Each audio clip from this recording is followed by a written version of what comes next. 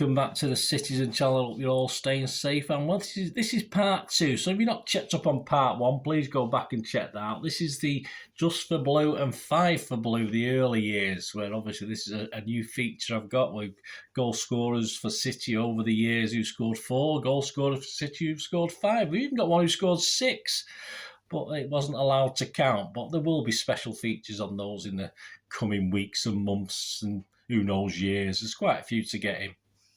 So this is part 2 of this, of course, with Erling Haaland recently scoring 5 as I'm recording this in a Champions League game. I just thought I'd look at the guys who've scored 4 and 5 goals for City over time from the late 19th century. And this little feature, the early years, goes up to about 1960, just up to when Dennis Law notched in 1961 his double hat-trick, which it didn't show in the record books because the game was abandoned. But we'll talk about that one. But this takes us up to that stage anyway. In part 1, we checked out 6 players. William Wally McCready, or Wally McCready, better known as Fred Williams, Alexander Sandy Turnbull, better known as Sandy Turnbull, Tommy Holford, Fred Howard and Tommy Browell. So in part 2, I'll continue to look. This is what we'll look at, the early years of City's players who scored 4 or 5 goals in a match. Sometimes they've scored, it might even be a player who scored a couple of 5 goals in his career. Who knows? We'll take this up to about 1960-61, as I said. Please, if you are new to the channel, push that subscribe button, push the bell notifications. Great to have you on board. It'd be wonderful. So please, if you can do that, it'd be much appreciated. Please, if you are new to the channel, push that subscribe button, push the bell notifications. It'd be great to have you on board. Spread the word, everything's City, past, present and forever. Certainly as long as I'm here anyway, as I'm going, that's as long as my forever will go. Of course, other people will become to take my place, as the old song goes, won't it? But let's hope so. And please, if you are pushing buttons, we've already pushed buttons, and you can press that little like button, that little thumbs up button. I'm trying to get about 20, 25 likes for these cities and vlogs if you can help me out towards that small target. Right, let's have a look. My special thanks, before we start, just there will be some images appearing. Most of these are gleaned from the Gary James book, Manchester the City Years. Of course, that was helpful in the research as well. But my thanks, of course, to the wonderful, legendary City historian Gary James. Right, let's start with someone called Frank Roberts. He was brought in for the final season at Hyde Road. Yes, the 22-23 season. He cost a club record fee at the time. Any estimates were between £3,500 and £4,000, and he came from Bolton. Originally he's from Sandbach, and he would generally wear the number 8 or number 9 shirts. He had a modest return that first season of 10 goals from 33 appearances, and that was followed during the first season at Main Road with 18 goals from 49 appearances, including 4 goals in our run to that season's FA Cup semi-final. But Frank Roberts really hit new scoring heights in season 24-25.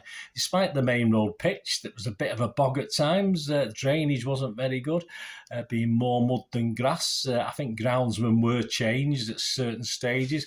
He became the only second City player to score 30-plus goals in a season. A total of 32 in 39 appearances, League and FA Cup, becoming the league top scorer, also earning a call-up for England. He scored 2 goals on 7 occasions and a hat-trick in a 5-0 win over Sheffield United at Bramall Lane in September. But 4 goals, a 4-goal haul, came back on the mud of Main Road as he scored 4 in a 5-0 win over Liverpool in January 1925. During City's 25-26 FA Cup run, he will break his own City record, become only the 3rd player to score 5 in a game. In round 5 of the FA Cup in February 1926, he scored 5 of City's 11 goals in an 11-4 win over Crystal Palace. Previously mentioned Tommy Browell also got a hat-trick in that game.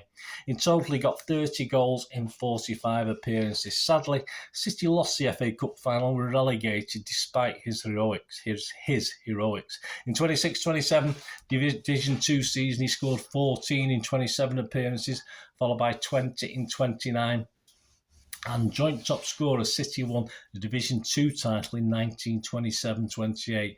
And amazingly, his scoring exploits were not over, as this season he added another 4-goal haul in March, scoring all the goals in a 4-1 Main Road win over Blackpool.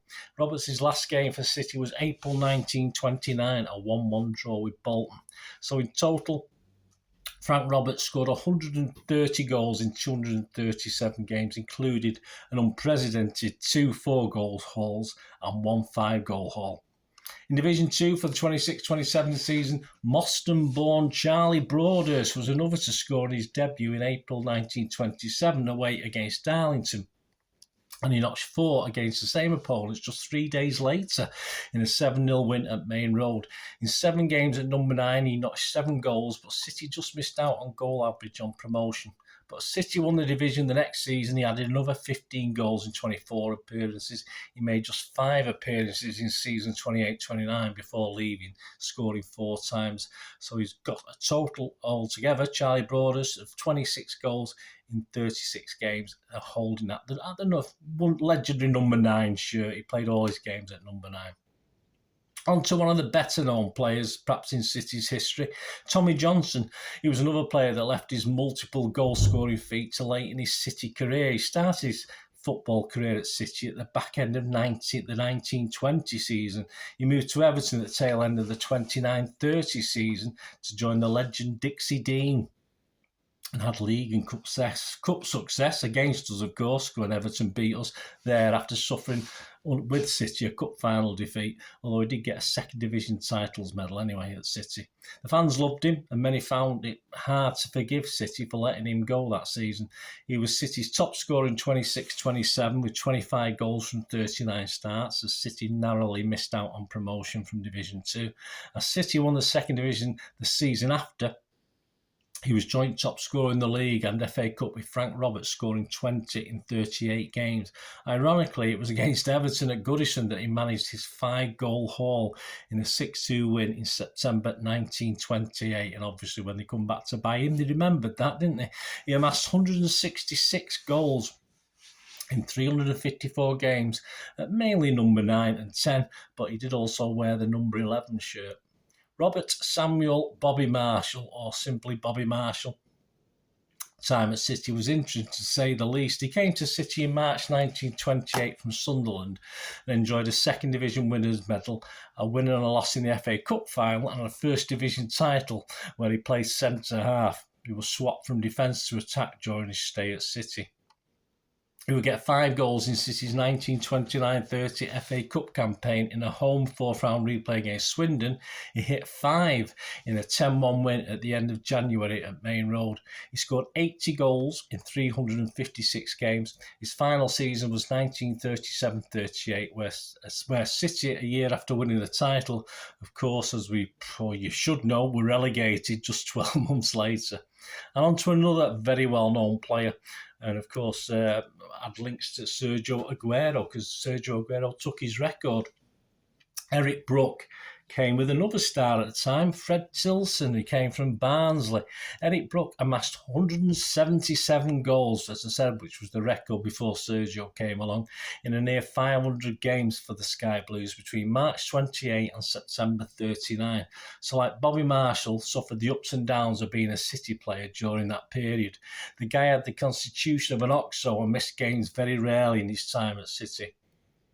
He switched to number 11 from number 9 and led the City scoring charts in the 30-31 season with 16 in 42, and in 35-36 with 16 in 43 games. He managed 22 goals in our 36-37 First Division title winning season, only better by the prolific goal scorer Peter Doherty. His 4 goals came towards the end of the 37-38 season. Another where, despite chances to survive, City somehow got themselves relegated. Typical City. Brooks scored 4 in a 7-1 hammering over West Bromwich Albion at Main Road in mid-April. He would score, as I said, a total of 177 goals. That took him 493 appearances. And of course, his record would only eventually be passed by a certain Sergio Aguero. The already mentioned Samuel Frederick Tilson, or Fred Tilson, would bag 4 goals in a game on 2 occasions during his stay at the club. He started in the number 10 shirt in March 28. He also played at number 8, but would miss chunks of his early seasons as City through injury. In 32-33, though, he was City's top scorer with 23 from 35 games. Would get 4 goals in a November meeting with Aston Villa at Main Road. Brook would score the other in a 5-2 victory. He liked a game against Villa, as we will soon see. He also had his 6 goals in our run to the FA Cup final before the loss to Everton. In City's 33-34 FA Cup winning season, though, he went even better with 9 goals in 8 appearances at number 9, including both winning goals in our 2-1 win over Portsmouth in the final. On the way, he got his second 4-goal tally in the semi-final win over again. Yep, poor Aston Villa in a 6-1 win in mid-March 1934. That season, he also added 12 league goals in 21 games. He was top scorer in 34-35 season with 18 from 35 appearances. Overall, he would get 132 goals in 275 games. Next, Jack Milson. Wasn't long at City when he arrived in late February during the ill-fated 37-38 relegation season from Bolton and managed 5 goals in 13 appearances, including 3 against Charlton in April, a 5-3 win at Main Road. During the last full season before the stoppage for World War II, he would notch 17 goals in 21 games. On Boxing Day 1938, away at Tranmere Rovers, Milson got 4 in a 9-3 win. Tranmere must have been sick to death of City, and Milson himself in the return game the next day at Main Road. He also notched a hat-trick in a 5-2 win. Milson had scored 22 goals in 34 games, mainly at number 9, with a couple of appearances at number 8. With the outbreak of World War II, of course, although the leagues were stopped, football still continued with players guesting throughout the war years. And there was still, although it's only not in the sort of league records, there's still obviously players who scored 4 and 5 goals during that period as well. So this is just a brief mention of some of the guys that you might not have heard too much about. Jim Courier got 4 in a 6-1 win at Tranmere in May 1940. Also 4 the following week at Port Vale in a 5-2 win. Scored 47 goals in 42 games in the 1940-41 season, including 4 in a 4-0 win over Liverpool away in October. Then he got 5 in consecutive weeks in January, a 9-1 home win and a 6-1 away win, both against poor Rochdale. In season 42-43, he amassed 26 goals in 36 games. Another guy, Alec Hurd, scored 64 times in 97 appearances. He got 4 in May 1940 in the 6-2 home win against Crewe. Then the next week, 4 at home in a 7-0 win against Port Vale. In December 1940, another 4 away at Stockport in a 9-1 victory. Jimmy Heel got 5 in an interesting 6-6 Stockport County home game. Manchester City 6, Stockport County 6. He got 5 of them, Jimmy Heel, in December 1939. John, in brackets, we called him Jack Boothwaite, in 41-42, scored 34 in 32 games, including a 5-goal haul in September 41 in a 5-3 away win at Wrexham. William, or Billy Williamson, got 4 of City's 5 in a 5-1 win over Crewe in March 1945. George Smith in 1945-46, just before the league restarted, and an April derby match-up with United, scored all 4 in a 4-1 win. After the war, it's back to League Division 2 football. It was George Smith himself at the very end of season 46-47 who scored all 5 in the final home game of the season against Newport County on June the 14th, the latest the league would finish until we had the COVID epidemic quite recently. He was City's top scorer that season with 23 goals from 42 games. And the next player after him, well, the next player to notch a bagful was a certain Dennis Law, but hey, we'll talk about how that didn't count in future episodes of this Just for Blue and Give Me 5. So, of course, I'll be a bit more specific and a bit more detailed in future episodes of this to obviously certain games. And we'll come across players, like Dennis Law, of course. But how about Brian Kidd, Dennis Stewart, David White, Uwe Rosler, Darren Huckabee, Edin Dzeko, and the list goes on. So plenty of City boys who've scored 4 or 5 goals for us. There'll be plenty of that in the future. So please, hope you enjoyed that. I won't ask you about your memories of any of the players I've mentioned there, well, apart from the ones I've just mentioned literally now, which you'll remember, but those going back in time, of course. Unless your great grandparents have told you about them. But I hope you enjoyed that. I just look at our heroes, and there'll be plenty more episodes. They won't be done in order, so they'll be sort of picked, from Haaland back to Dennis Law. So they'll be all scattered about, and all our 4 and 5 goal heroes. So please join me for that in the coming weeks, months, who knows, years, however long it takes. So please, hopefully you can enjoy that. Thanks for watching, guys. Until we meet again, that's one thing, don't I? Please stay safe, Blues. Come on, City. Bye for now.